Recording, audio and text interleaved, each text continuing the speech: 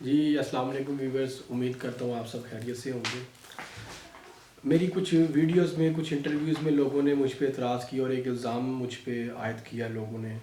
کہ جی میں spiritual treatment سے پہلے ڈائگنوز کے پروسیس میں اور ٹریٹمنٹ میں پیشنٹ کا وکٹم کا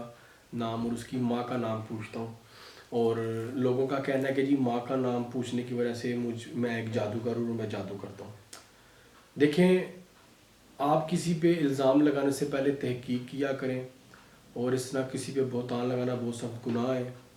اور اس طرح سے لوگوں کی زندگی پہ بہت برے اثرات مرتب ہوتے ہیں۔ کوشش کیا کریں اس کام سے آپ گریز کریں۔ میں آپ کو آج ایک دلیل دینے جا رہا ہوں، آپ کو ایک ریفرنس دینے جا رہا ہوں، جس سے آپ کو یہ چیز کلیئر ہو جائے گی کہ ماں کا نام پوچھنا غلط نہیں ہے۔ کبھی بھی اگر آپ لوگ شادی کے حوالے سے کسی مولوی صاحب کو یا قاری صاحب کو یا کسی کو بھی استخارے کے لیے بولتے ہیں،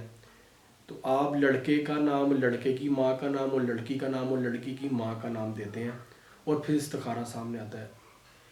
اسی وجہ سے ہم بھی جو اسپریچول ہیلرز ہیں وہ نام اور ساتھ ماں کا نام پوچھتے ہیں، اور پھر جو ہے وہ سارے معاملات آگے شروع کیے جاتے ہیں۔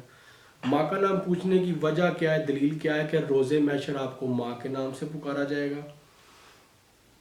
اولاد جو پیدا ہوتی ہے، جو انسان بنتا ہے ماں کے شکم میں، وہ باپ کے تخم سے ہوتا ہے اور ماں کے خون سے، اور ماں کا شیر بھی پھر بعد میں جو ہے نا انسان کی رگوں میں خون بن کے دوڑتا ہے۔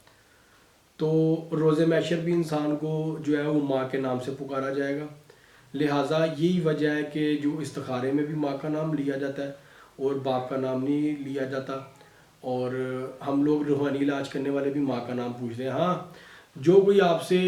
آپ کا اور آپ کی ماں کا نام پوچھ کے، یا کسی کے بارے میں ان کا اور ان کی ماں کا نام پوچھ کے اس کا آپ کو پاس بتا دے، بیک گراؤنڈ بتا دے،